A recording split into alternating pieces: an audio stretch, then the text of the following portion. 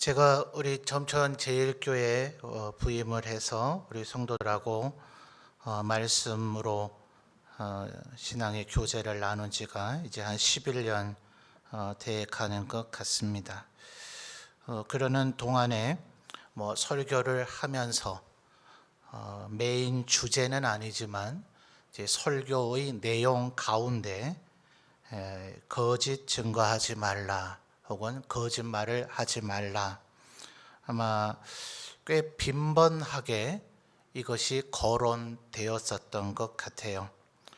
매번 그런 것은 아니지만 설교 도중에 이런 주제가 거론이 되고 나면 제게 전화나 카톡으로 이제 일종의 보충 질문이죠.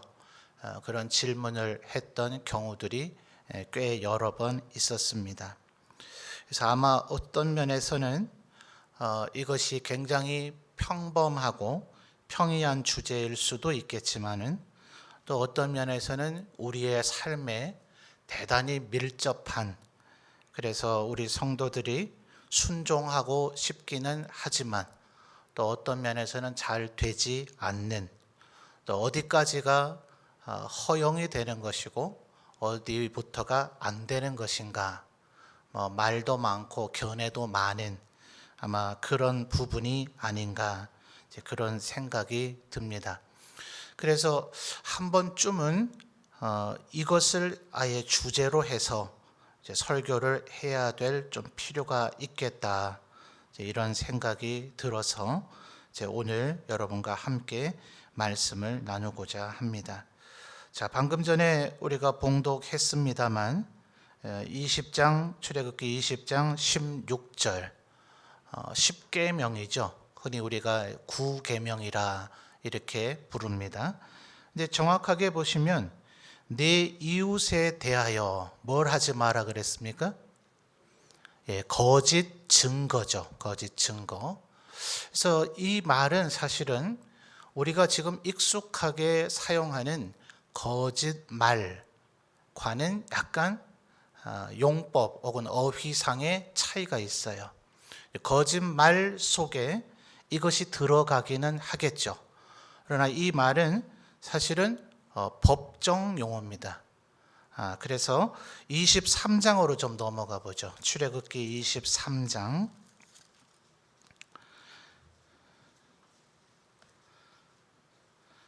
자, 출애굽기 23장 1절과 7절을 한번 살펴볼게요. 자, 23장 1절을 보면 너는, 자, 이번에는 뭐라고 얘기합니까? 거짓된 풍설을 퍼뜨리지 말며. 자, 거짓된 풍설이란 말이 나왔죠. 그리고 악인과 연합하여, 이번에는 뭡니까? 위증하는 증인이 되지 말라. 그래서 여기 두 번째 나오는 위증, 이것이 20장 16절에서 말하는 거짓 증거를 조금 더 정확하게 이해할 수 있는 표현이겠습니다. 말 그대로 위증하지 말라는 거예요. 주로 현장은 어디냐? 재판의 현장이 되겠죠.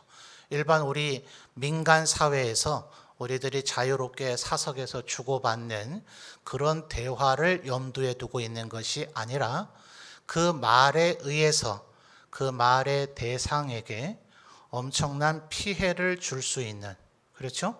거짓된 증언, 위증으로 인해서 그 사람이 원래는 무죄이지만 감옥에 갇힐 수도 있는 것이고, 지금은 나라마다 사형제가 폐지가 되거나 법률적으로는 사형제도가 있지만 법무부에서 사형 집행을 안 함으로써 실제로 사형제가 폐지되도록 그렇게 정부가 운영하는 그런 국가들도 있죠. 그러나 사형제가 시퍼렇게 살아있을 때는 위증에 의해서 사람이 목숨을 잃는 일도 있었단 말입니다. 그러니까 이 거짓 증거, 위증이라고 하는 것은 굉장히 심각한 상황을 초래하는 것을 의미하는 거죠. 자, 7절에서도 보면 번역은 첫 단어가 뭡니까? 거짓 일을 멀리하며 라고 얘기를 하고 있는데 6절부터 9절까지의 말씀을 보면 이것이 재판하는 이들에게 주어지는 세부적인 지침이라는 걸 알 수가 있죠. 6절에 보니까 뭐라 그래요? 가난한 자의 송사라고 정의를 굽게 하지 말라. 우리 한국에서 한때 화두가 되었던 명제이고 어쩌면 지금도 사라지지 않은 명제일 수 있겠죠. 유전무죄이고 무전유죄다. 돈이 있으면 죄가 있어도 무죄 판결을 받고 돈이 없으면 아주 경미한 죄, 겨우 빵 하나 훔쳤는데도 불구하고 징역을 몇 개월이나 혹은 몇 년까지도 살아야 되는 사법 정의의 형평성이 일그러지지 않았느냐, 이런 얘기들이 사회에서 종종 화두가 되어지죠. 바로 지금 6절은 그거를 묘사하고 있는 거죠. 가난한 자의 송사라고 정의를 굽게 하지 마라. 8절에서 뇌물을 받지 마라. 9절에서 이방 나그네를 압제하지 말라. 자, 사실 외국인들, 우리나라의 영주권이나 혹은 귀화한 분들이 아니라면 어느 나라에서든지 마치 우리나라는 꽤 외국인에 대해서 호의적인 것처럼 우리 국민들은 일반적으로 생각해요. 우리는 외국인에 대해서 굉장히 포용적이라고 우리들 스스로, 그런 사람들이라고 우리 스스로를 생각합니다. 그러나 국제적인 기준과 평가에 따르면 우리나라 사회도 외국인 이방인들에 대해서 굉장히 폐쇄적이고 그들을 실질적으로는 아직까지는 차별을 하고 있는 사회로 평가되고 있습니다.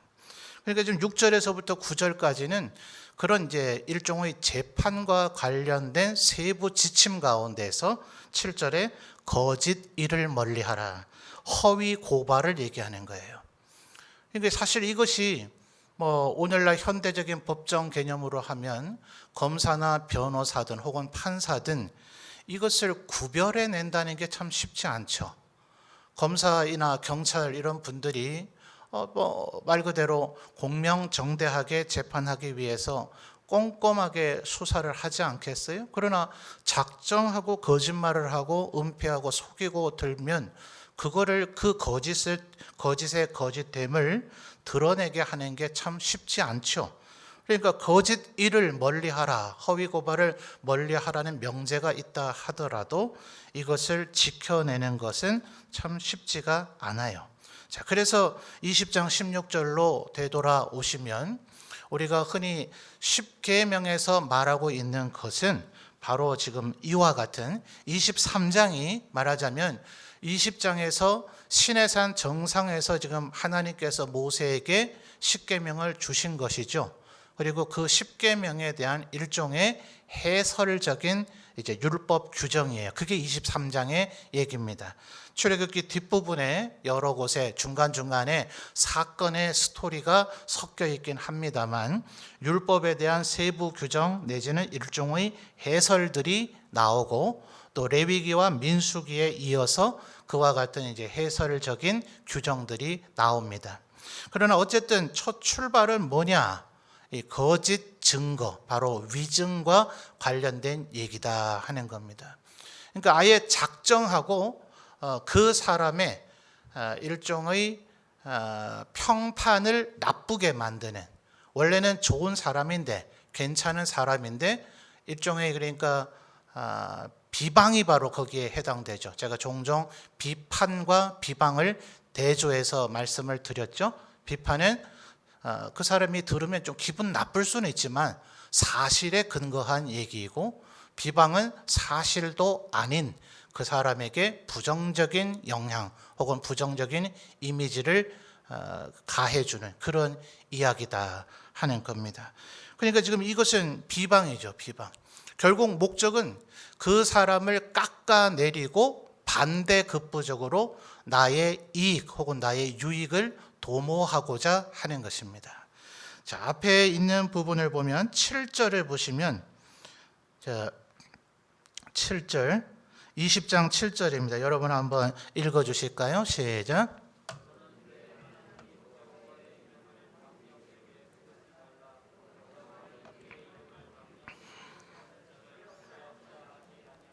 아멘. 자, 우리 개혁주의 우리 장로교회는 이제 칼빈의 가르침을 이제 성경에 다음가는 혹은 성경에 준하는, 성경을 바르게 해설해 주는 그런 가르침으로 우리가 이제 받아들이곤 하죠.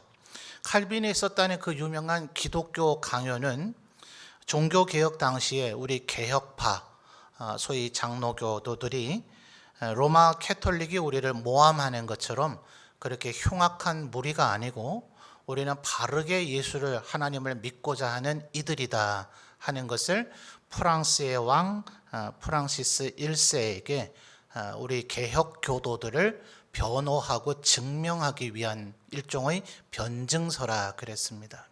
그런데 이 기독교 강요의 핵심 내용이 바로 주기도문과 십계명과 사도신경을 축으로 하고 있어요.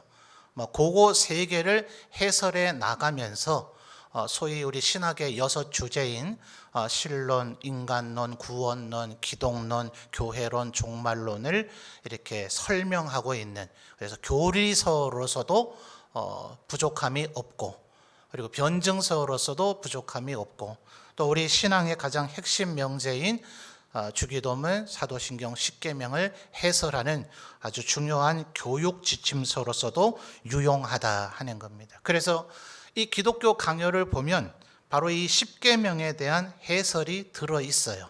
칼빈이 이 십계명을 어떻게 이해했는가, 우리에겐 참 중요하죠.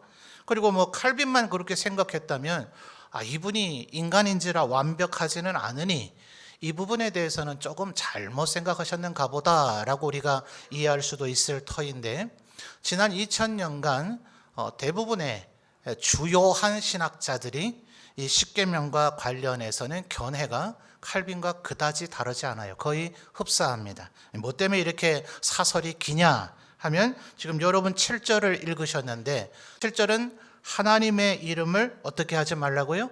망령되이 일컫지 말라 그랬죠. 요 망령되이 일컫는 요 행위와 지금 20장 16절 우리가 구계명이라고 일컫는 거짓 증거하지 말라는 요 행위가 쌍을 이루고 있다. 두 개는 같은 얘기를 지금 하고 있는 것이다. 하나는 하나님에 대한 것이고 하나는 사람에 대한 것이다. 말하자면 이 칼빈을 비롯한 주요한 신학자들의 해설대로 하면 사람에게도 망령되이 일컬으면 안 된다, 이런 얘기예요. 그게 바로 지금 구계명에 얘기하는 거짓 증거라는 개념의 의미다, 이런 겁니다. 그러니까 실질적으로 우리 사회에서 지금 하는 행위로서 구계명이 지금 금지하고 있는 것은 우리가 익숙하게 생각하는 거짓말을 금하라는 게 아니라 사실은 뒷담화하지 말라는 거예요. 우리가 생각하는 뒷담화, 뒤에서 그 사람에 대해서 얘기하는 것의 비율이 어떻습니까? 그 사람 얼마나 좋은 사람인지 몰라, 이런 얘기 주로 뒷담화로 하십니까? 퍼센테이지가 보면 주로 그 사람에 대한 부정적인 얘기가 뒷담화의 주제가 되곤 해요. 그런데 그 뒷담화에서 거론되는 논평 혹은 평가, 그것이 사실에 기반하고 있는가, 또 혹은 정확한 평가인가, 바로 이게 문제가 되는 거예요. 만약 여러분이 누군가에 대해서 논평을 하고 평을 하는데 그것이 하나님이 볼 때의 정확한 논평이면, 아니면 조금 틀리더라도 긍정적인 방향으로, 별로 좋은 사람이 아닌데 그분 좋은 분이죠 라는 쪽으로 차라리 논평을 했다면 그 사람에게 해악이 됩니까, 안 됩니까? 간혹 해악이 될 수는 있겠지만 별로 그 사람에게 해악이 되지는 않겠죠. 또 그로 인해서 내가 그닥 유익을 얻을 거리는 없겠지만 나에게 반대급부적인, 내가 의도하지 않더라도, 왜 상대 우위라는 게 있죠? 그 사람의 평판을 깎아내림으로써 내 평판이 올라가는 거예요. 자, 제가 군대에 대대급 단위에 배치가 됐을 때 저희 동기 3명이 이제 전방을 관측하는 관측 장교로 이제 부임을 했습니다. 이 술 먹는 문제 때문에 제가 선배 장교들에게 찍혔어요. 3명 가운데. 그래서 저는 초반 6개월을 굉장히 고생을 많이 했습니다. 그런데 한쪽 동기는 광주에서 만난 아가씨가 임신을 해서 결혼하겠다고 나타났어요. 이 장교들 사이에 굉장히 좀 우사거리가 됐습니다. 또 한 동기는 병사들과 함께 밤에 라면을 끓여 먹다가 상급부대 그 순찰자에게 발각이 됐어요. 저는 특별히 잘한 것도 없었지만 사고를 치질 않았어요.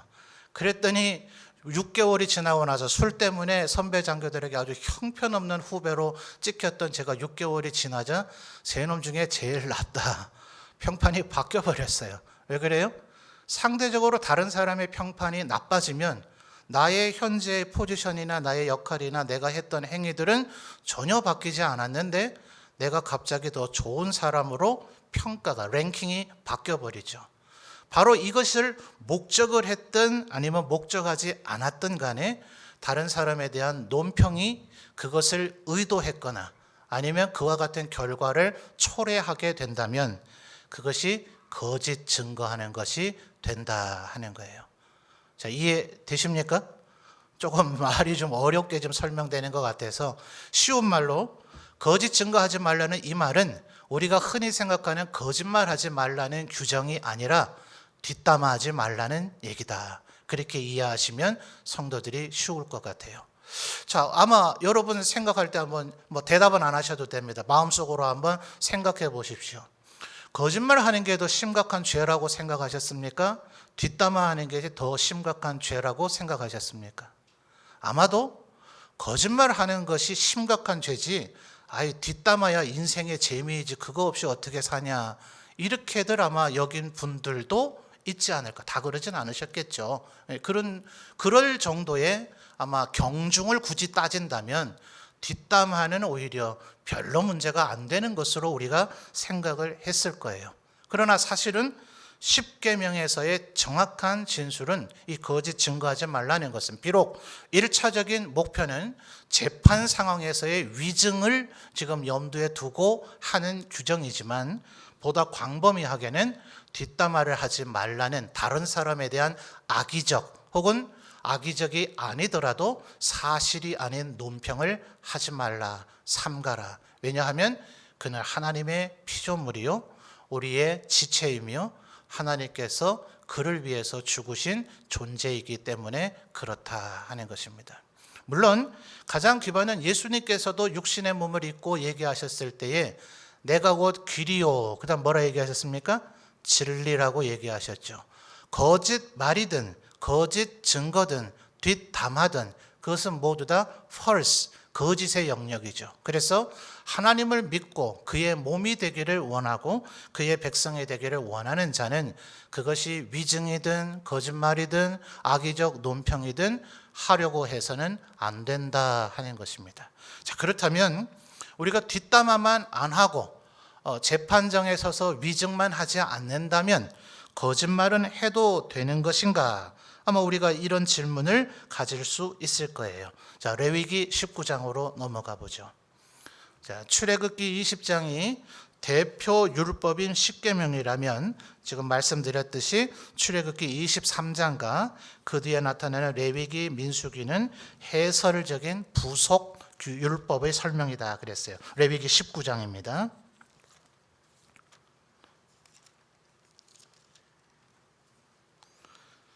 레위기 19장 11절입니다.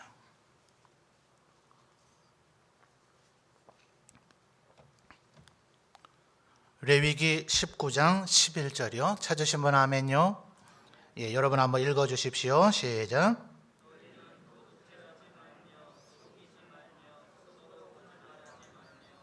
예. 자, 여기서도 세 가지 명제가 지금 11절 한 절 속에 나왔죠. 도둑질 하지 말면은 약간 다른 주제이니까 생략하고요. 속이지 말며, 요게 사실은 거짓말이죠. 그리고 뒤에 서로 거짓말하지 말라는 방금 전에 말씀드린 십계명의 규정의 위증을 묘사하는 것으로 보인다. 자, 확대되고 있죠. 십계명에서는 거짓 증거, 위증과 관련된 것이, 왜냐하면 그것이 일반 우리 민간 사회에서 그냥 우리 사담을 나누는 가운데, 사적인 대화를 나누는 가운데 거짓말을 하는 것보다 재판정의 자리에서 위증을 하게 되면 그 대상에게 입히는 피해가 비교할 수밖에 없이 크죠. 그래서 십계명에서는 가장 극악한 폐해를 가져올 수 있는 거짓 증거, 위증을 하지 말라고 규정을 한 것이고, 보다 세부적인 이제 디테일한 율법들에서는 거짓말도 허용되는 것은 아니다.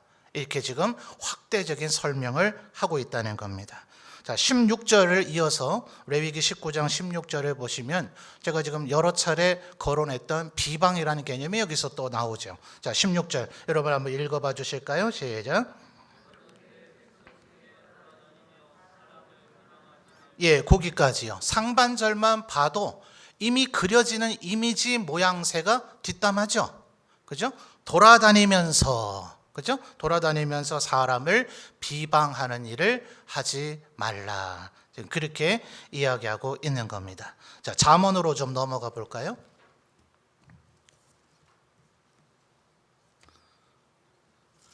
잠언 6장입니다.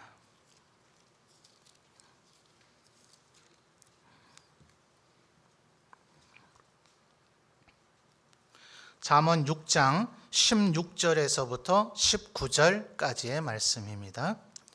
잠언 6장 16절에서 19절. 찾으신 분 아멘요? 예, 여러분이 저와 여러분 한 절씩 우리 교독에서 4절이나 되네요. 16절 제가 읽고 17절 이어서 여러분 읽어 주십시오. 여호와께서 미워하시는 것 곧 그의 마음에 싫어하시는 것이 67가지이니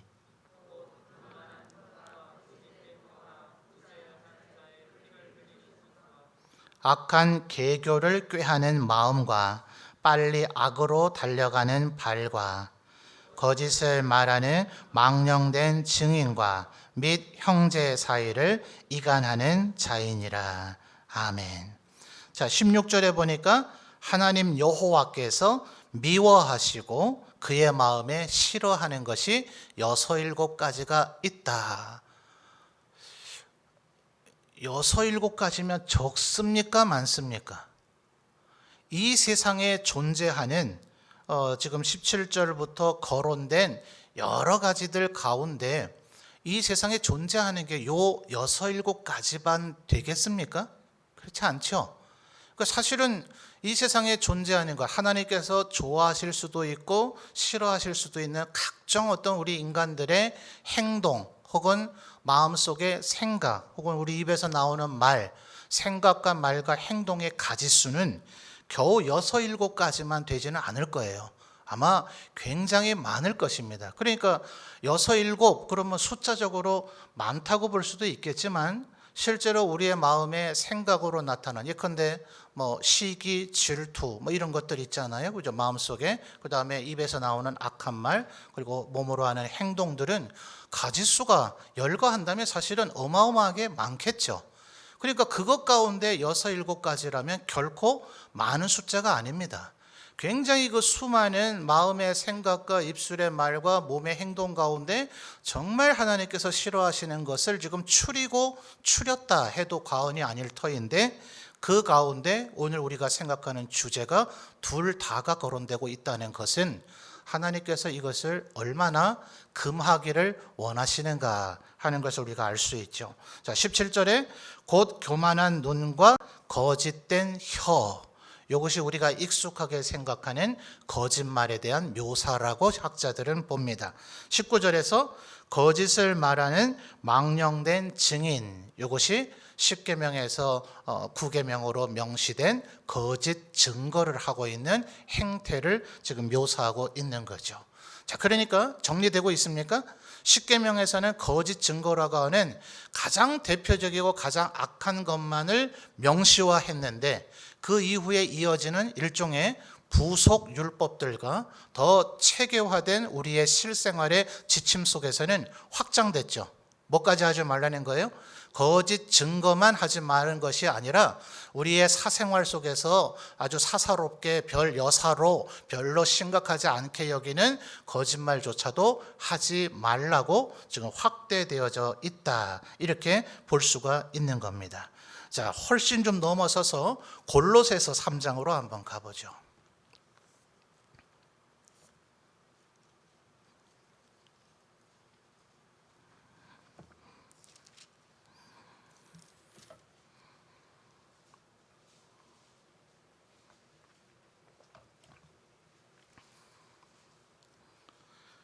골로새서 3장 9절의 말씀입니다. 신약성경 327페이지. 골로새서 3장 9절입니다. 함께 읽어주십시오. 시작.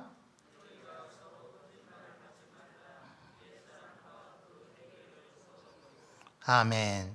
자, 3장 9절을 보니 이번에는 거짓 증거라고 하는 개념은 딱히 드러나지를 않고 거짓말에 대해서만 적시를 하고 있죠. 그래서 이 이유가 뭘까? 정확하게 바울 사도께서 내가 왜 요 말만 하는지를 거론을 해주셨으면 좋았겠는데 그 말씀은 없으니 이제 신학자들의 추론입니다. 여러분 재판정에서 위증을 하든 아니면 참되고 바른 증언을 하든 어쨌든 증언을 해보신 경험이 있으신 분이 이 자리에 계십니까? 대답을 안 하신 거죠?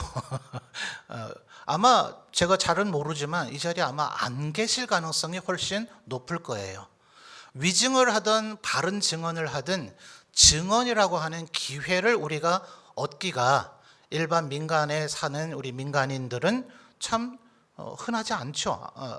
그렇게 말 바로 했나요? 흔하지 않는 게 맞죠? 네, 흔하지 않아요. 그런 일을 우리가 쉽게 겪지 않습니다. 그러니까 거의 우리에게 일어나지 않을 거짓 증거하지 말라는 말보다 우리에게 피부로 와닿는 말은 뭡니까? 거짓말하지 마라. 이게 더 피부에 와닿는 거죠. 그래서 바울 사도는 우리에게 거의 일생에 한 번이나 두 번 있을까 말까한 거짓 증거하지 말라는 그 말보다는 우리에게 더 피부로 쉽게 와 닿을 수 있는 거짓말을 하지 말라는 것이 우리 그리스도인들에게 훨씬 필요하다고 여겼기 때문에 거짓말을 하지 말라는 명제만 우리에게 강조하고 있는 것이다. 이렇게 학자들은 얘기합니다. 자, 그러면 출애굽기 20장 16절에 구계명을 처음 설명할 때는 그게 사실은 거짓말하지 말라는 말이 아니라 법정에서 위증하지 말라는 말이었구나 라고 우리가 가졌던 안도감이 다시 원위치 돼 버렸죠.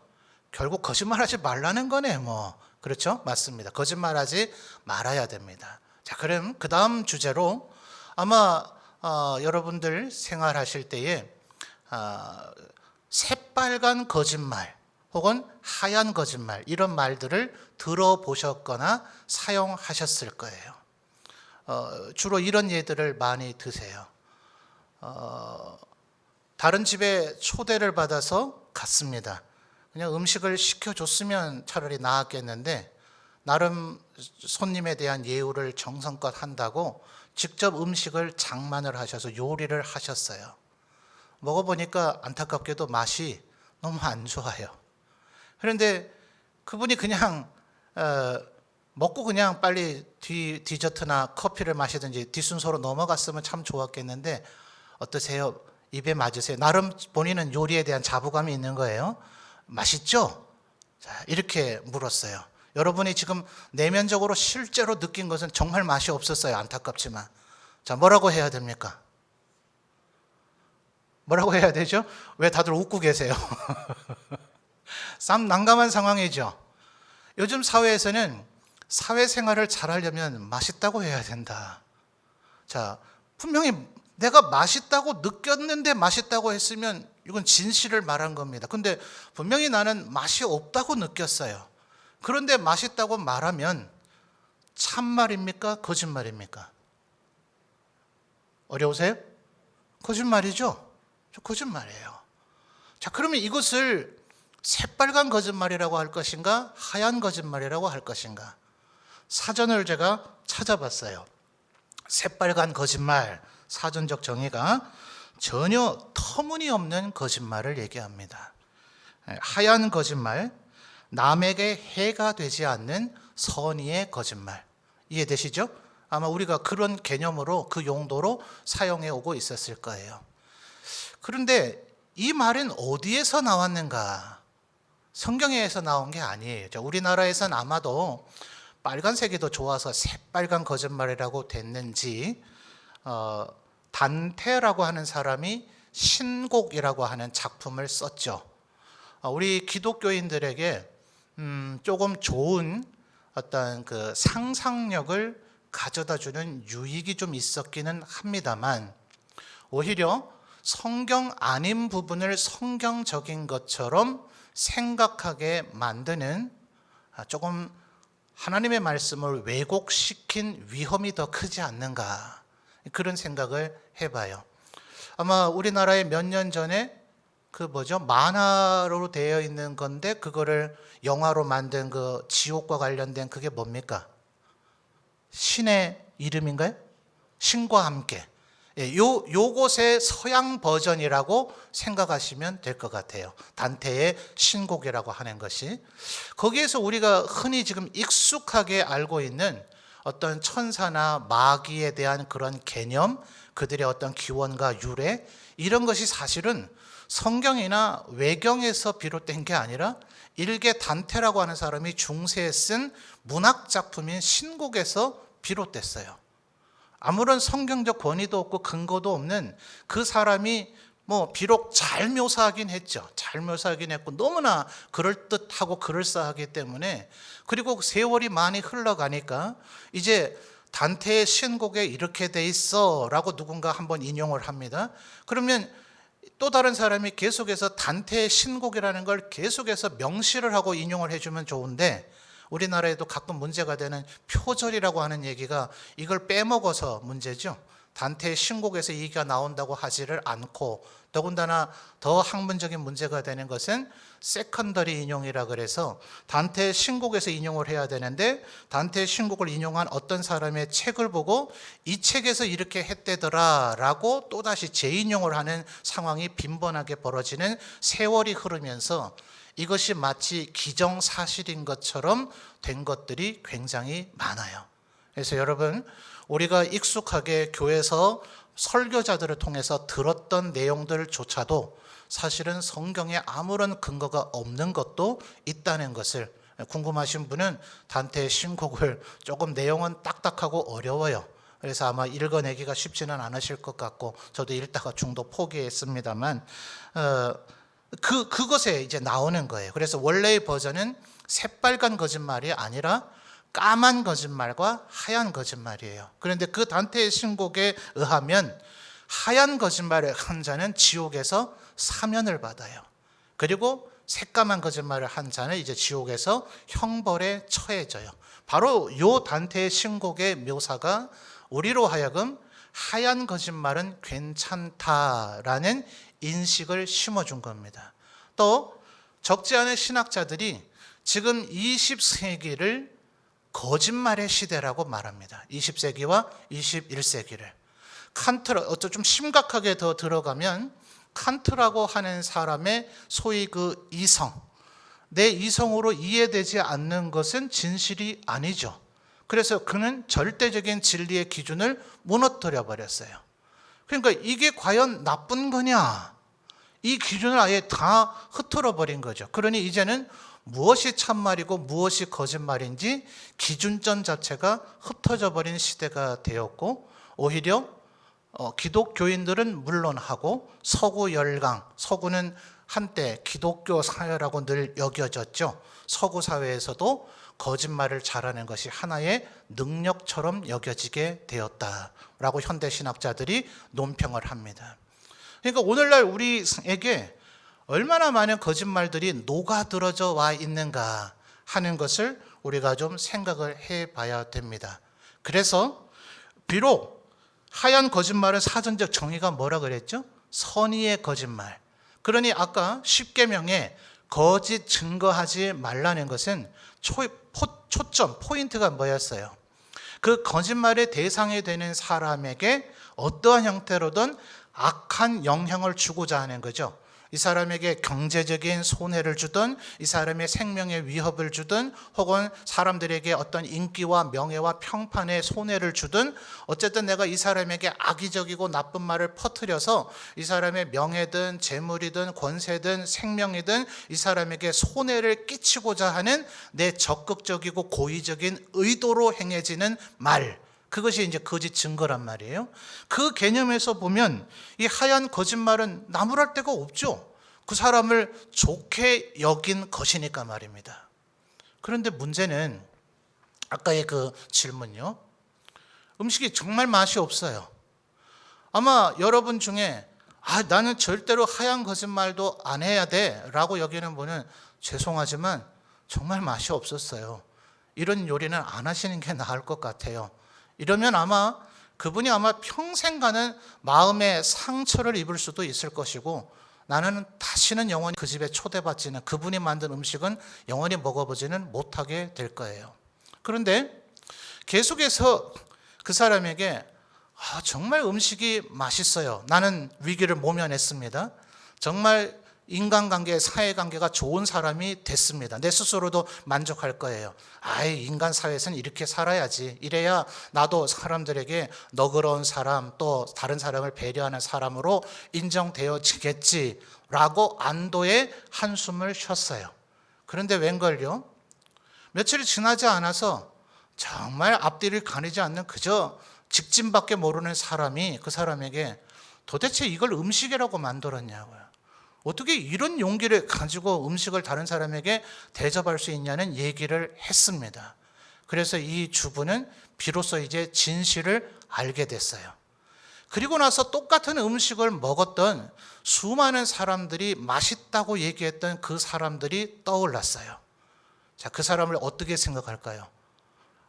정말 고마워. 나를 정말 배려한 사람이야. 라고만 생각할까요? 그 사람의 의도는 전혀 그런 의도가 없이 오직 그 사람의 마음에 상처를 주고 싶지 않아서 그 사람의 정성과 그 사람의 어떤 노력이 비록 음식의 맛을 커버하고도 남을 만한, 이건 맛있다고 해도 정말 나무랄 데가 없다. 왜? 실제로 맛은 없었지만 그 사람이 나에게 음식을 대접하기 위해서 그 들인 정성과 공, 그것의 가치를 뭐로 인정을 해줄 것이냐? 맛있다는 말로써 그 공을 치하해주고 인정해줘야 되지 않느냐는 나의 명분이 성립했다 하더라도, 그리고 그것이 나의 진실이었어요. 나는 이 사람을 조롱하거나 거짓의 틀 속에 가둬놓으려고 한 것이 아니라 정말 그 수고하고 노력을 한 그 나를 향한 배려와 사랑의 섬김을 치하해주고 싶어서 음식을 맛있다고 했을 뿐이지만, 이 사람은 진실을 알고 나자 나는 전혀 그렇게 하지 않았지만 이 사람이 속으로 나를 얼마나 조롱하고 비웃으면서 내 음식이 맛있다고 했을까라는 생각을 할 수도 있죠.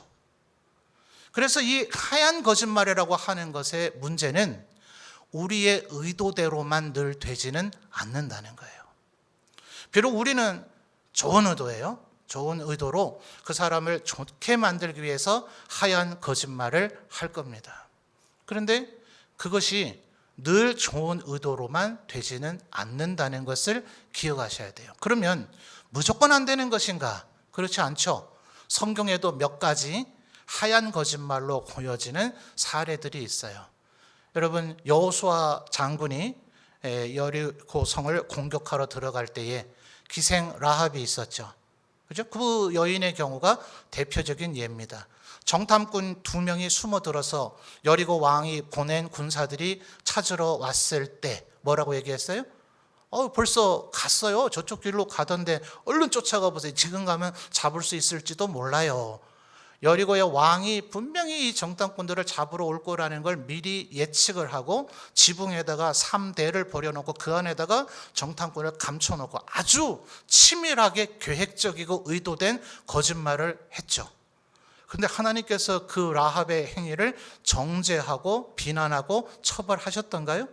그렇지 않죠. 여기서 우리가 좀 헷갈려요. 하나님이 허용한 것 아닌가? 그러면 하얀 거짓말은 되는 거 아닌가? 자, 여러분 어떻게 생각하세요? 이 경우는 아주 특별한 경우죠. 이것을 일반화할 수는 없어요. 비슷한 사례는 얼마든지 있을 수 있습니다. 예를 들면 일본에 임진왜란 이전에 기독교가 전파됐죠. 그리고 메이지 유신이라는 것이 일어나면서 소위 허수아비에 불과했던 천황이 다시 왕권을 회복하고 난 때부터 일본도 다시 본격적인 선교사들이 많이 들어갔습니다. 근데 생각을 해보세요. 임진왜란 때로부터 메이지 유신이 일어날 때까지는 무려 400년 이상의 세월이 흘렀습니다. 이미 기독교가 임진왜란 이전에 고니시 유키나카의 깃발이 십자가죠. 우리나라 쳐들어오게 했고 우리나라에 막대한 피해를 입혔지만 그는 캐톨릭 계열의 기독교 신자였다고 평가되어지는 사람이에요. 뭐 온전한 신앙이었냐 이것은 또 좀 토론의 여지가 있겠습니다만 한 400년 이상 기독교는 일본에서 아무런 영향력을 발휘하지 못했어요. 무수히 많은 핍박의 계절들이 있었습니다. 그때마다 반복적인 배교를 했던 사람들이 있어요. 자, 여러분에게 와서 우리의 핍박자들이 십자가를 한 번만 부인해라, 혹은 성경책을 놓고 이걸 한 번만 밟고 지나가라, 혹은 예수님의 그림 같은 것을 혹은 십자가를 놓고 한 번만 침을 뱉어라. 자, 여러분 어떻게 하겠어요? 우리의 마음속에 정말 하나님이 믿어지지 않고 내가 지금까지 참된 믿음으로 신앙생활이 한 것이 아니라면 그건 내가 목숨과 바꿔야 할 아무런 이유가 없으니까 서슴지 않고 그 일을 할 수가 있을 거예요. 그런데 만약 내 마음속에는 하나님이 진실로 살아계시고 구주시라는 걸 믿는다면 믿는데도 불구하고 내가 목숨을 구하기 위해서 성경책을 밟거나 십자가를 밟거나 거기에 침을 뱉는 행위는 그 행위가 죄냐 아니냐를 떠나서 일단은 거짓된 행동이죠. 자, 그런데 그 거짓된 행동을 해야 될 것인가 말아야 될 것인가? 자, 여러분 그 정조 임금 때에 좋은 신하 중에 하나였던 정약용이라고 하는 형제가 있죠. 정약용과 또 정약전입니까? 형제가 있는데 이들도 캐톨릭 계열의 신자였죠. 또 그의 자형인 이승훈이라고 하는 사람이 있어요. 정약용이 평생을 귀양을 가서 거기서 수많은 목민심서를 비롯한 저수를 남겼죠. 목민심서. 그냥 뭐 제목을 보고 또 그 껍데기의 내용만 보면 우리 각 마을의 사또들이 왕의 명령과 위임을 받아 백성들을 얼마나 잘 다스려야 되는가를 얘기하고 있는 것 같지만 많은 학자들이 목민심서의 내용을 잘 보면 예수님의 목자의 목양의 개념을 담아내고 있다라는 얘기를 합니다. 그러니까 정약용은 비록 두드러지게 겉으로 드러난 기독교 신자는 아니었다 하더라도 그의 저술 속에서 나타난 사상을 볼 때 그는 기독교 신자였다고 평가해야 될 것이다 라고 적지 않은 학자들이 얘기합니다. 그런데 정약용은 꽤 여러 번 배도했었어요. 나 하나님 믿지 않습니다 라고 얘기함으로 형장에서 목숨을 잃지 않고 귀양 가는 것으로 감형됐어요. 물론 정조가 총애를 했기 때문에 그 영향도 있었습니다만 끝까지 나는 천주를 믿겠다, 하나님 믿겠다고 고집했으면 죽었을 겁니다. 그렇게 배도를 함으로써 살아남은 거짓이죠. 속으로는 하나님을 믿고 있지만 겉으로는 살기 위해서 하나님을 믿지 않는다고 얘기했을 때 그 자형이었던 이승훈이 정약용에게 던졌던 명제가 약용, 그대에게 믿는다는 건 도대체 무엇인가? 이 질문 자체가 굉장히 묘한 뉘앙스죠. 정말 몰라서 묻는 질문인 것 같기도 하고, 야, 너 그따구로 믿는 게 믿는 거냐? 너 지금 믿는다는 놈이 그렇게 목숨 살리고자 거짓말이나 하고 그래가 되겠어? 이렇게 묻는 것 같기도 한. 그래서 뭐 그 질문의 진정한 의도가 뭐냐? 이승훈이가 지금 정약용에 묻고자 하는 것은 무엇이냐? 뭐 이런 비슷한 사례는 우리에게 굉장히 많습니다. 6.25 전쟁을 전후해서 공산주의자들에게 핍박을 당하게 될 때, 또 일제시대에도 핍박을 당하게 될 때에 수많은 거짓말에 사람의 목숨을 살리기 위한 거짓말에 직면했던 우리 순간들이 있습니다. 과연 이것이 어디까지 허용되는 것인가? 자, 대답을 해드리기 전에 마태복음을 또 한 구절 찾아보죠.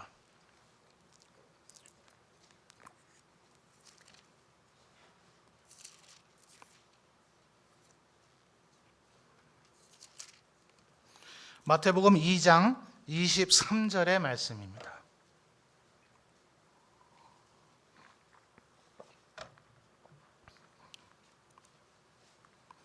마태복음 2장 23절입니다.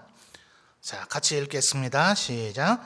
나사렛이란 동네에 가서 사니 이는 선지자로 하신 말씀에 나사렛 사람이라 칭하리라 하심을 이루려 함이러라.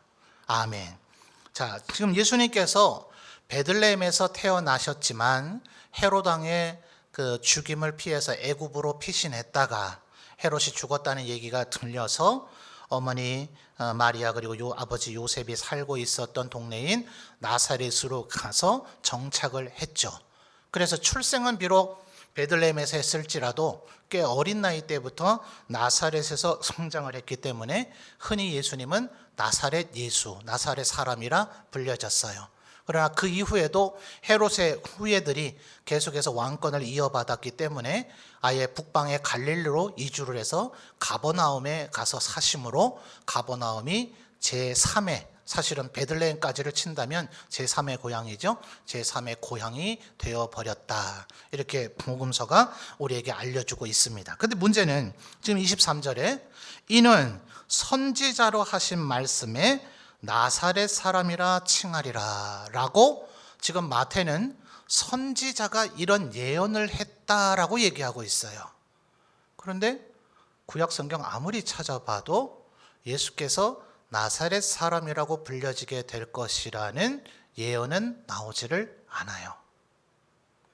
자, 일단 우리가 신약성경에서 구약성경을 인용하는 패턴을 이해해야 됩니다. 한 구절을 그대로 인용하는 예가 있습니다. 그리고 마치 한 구절인 것처럼 신약의 저술자가 말은 했지만 실상은 구약의 두 구절 내지는 세 구절을 인용해서 조각조각을 떼어내서 마치 한 문장인 것처럼 만들어서 인용한 그런 인용 구도 있습니다. 더 좀 심각하고 우리가 이해하기 어려운 사례는 지금의 사례처럼 구약의 사상적 개념을 인용하는 것이 있어요. 그럴지라도 선지자로 하신 말씀에 라는 표현은 조금 잘못된 표현이 아니냐는 논란은 좀 생길 수 있죠. 더더군다나 이 표현에 대해서 신학자들이 모두 다 일치된 견해가 아닙니다. 나름 2장 23절은 조금 나뉜 구절 속에 속합니다. 적지 않은 신학자들이 이야기하기를 이때의 신약 성경이 저술자들이 인용한 구약 성경은 최초의 히브리어 성경을 헬라어로 번역한 70인역, 일명 셉투아진트라고 불려지는 번역입니다. 그러니까 우리가 지금 구약 히브리 성경을 그대로 번역한 구약 성경과 그 구약 성경을 인용했다고 하는 신약 성경을 보면 미묘한 어휘 차이가 좀 느껴져요. 인용을 틀리게 한 거 아닌가? 이렇게 생각하시면 안 돼요. 왜냐하면 구약은 히브리 말을 그대로 번역해 놓은 거고 신약에 인용됐다고 하는 구약 구절은 그 구약 성경을 헬라어로 번역한 것을 그거를 인용한 거를 우리가 좀 번역해 놨기 때문에 히브리어에서 헬라어로 번역되는 어휘와 어감의 차이가 한글 번역상에서 존재하는 거예요. 이해되십니까? 자, 그러면 바로 이 마태가 인용했다고 하는 그 헬라어로 되어 있는 구약 성경에 나사렛 사람이라는 표현은 나오질 않지만 나실인, 자, 여러분이 기억하는 대표적인 나실인이 누굽니까? 삼손이죠. 삼손. 민수기의 나실인에 대한 규례가 나오고 그리고 실제로 나타난 나실인 된 존재는 삼손입니다. 그 나실인이라고 하는 그 표현의 헬라식 발음이 이때 당시에 나사렛 사람, 그래서 굳이 제가 히브리 헬라는 잘 못합니다만 이 마태복음 2장 23절에 나사렛 사람이라 하는 이 단어의 헬라식 발음은 나조라이오스, 이런 식의 발음이 돼요. 이것이 나실인이라고 하는 그 말의 헬라식 발음과 거의 유사합니다. 그래서 이 마태가 지금 하고 있는 얘기는 구약 성경에 대한 개념적 인용이라기보다는 일종의 워드 플레이라 그러죠. 말장난. 요즘 분들이 좀 더 이해하기 쉬운 건 뭡니까? 아재 개그식 표현이에요. 그러니까 나실인이라는 말과 이 나사렛 사람이란 말이 비슷하니까 봐봐 예수님이 나사렛 사람인 것은 그분이 나실인적인 삶을 살 것이기 때문에 그래 라고 얘기한 거예요. 그러니까 이것을 진실이냐 아니냐는 엄격한 잣대로 들여다보면 일종의 거짓말에 가깝지 않나요? 고민 좀 해보세요. 신학자들의 평가는 정확하게 지금 예컨대 이사야 7장 14절을 인용했듯이 이런 식으로 인용을 해야 되는데 그게 아니잖아요. 어디에도 나사렛 사람이라 불려지게 될 것이다 라는 선지자의 선언은 없어요. 그래서 이것은 일종의 워드 플레이 혹은 말 장난이다, 그런 식의 인용이다라고 신학자들은 보는 겁니다. 그런데 그것을 가리켜서 우리가 성경에 오류가 있다든지 성경에 거짓말이 있다든지라고 얘기하지는 않죠. 또 우리의 일상의 삶에서도 플라시보 효과라는 게 있죠. 그 약은 실제로 그 병을 치료하는 약이 아니죠. 근데 그분이 명백하게 속였어요. 이건 정말 그 환자를 속인 거죠. 이 약은 당신이 먹으면 치료가 됩니다. 뭐 어떤 이유로든 그분이 과도하게 약을 안 먹어도 되는데 약을 원했든지 뭐 기타 등등의 여러 이유 때문에 그 병을 치료하는 직효적인 약의 효력은 아니지만 그 약을 제공함으로써 그 사람에게 심리적인 안정을 꾀하고 있는데 이것을 우리가 죄악이다, 거짓말이다, 그를 속였다, 사기쳤다라고 규정하고 단죄하지는 않죠. 자, 이래서 소위 우리가 단테로부터 시작된 이 하얀 거짓말이라 하는 것은 어떤 면에서 미묘한 경계선상에 있다고 봐야 될 거예요. 그래서 그러면 우리가 지금 만연 이 시대에 이렇게 만연해 있는 거짓말 속에서 아마 우리 성도들이 오늘 설교를 들으면서도 정말 폐해가 심각한 양상을 끼쳐지는 거짓 증언은 절대 하지 말아야 되겠다. 거짓말도 하나님이 성경, 제가 지금 극히 일부를 찾아드린 겁니다. 아마 성경에 인용된 거짓말과 관련된 인용 구두를 다 찾는다면 한 서너 시간은 더 해야 될 거예요. 극히 일부만을 찾은 거예요. 아마 그걸 다 찾았다면 성경에 이렇게 거짓말하지 말라는 말이 많이 나왔는가 하면서 우리들 마음에 결심하게 될 거예요. 문제는 바로 이 하얀 거짓말이죠. 분명히 우리는 선한 의도를 갖고 있어요. 그에게 유익을 끼치고자 합니다. 그런데 매번 우리의 의도대로만 되지는 않습니다.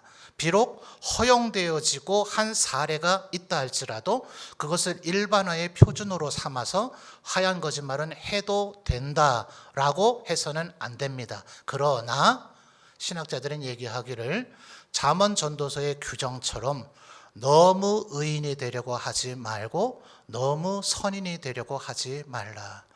어떤 면에서 인간의 한계를 표현하는 표현이기도 하고 우리가 하나님 앞에 겸손해야 됨을 표현하고 있는 것이기도 합니다.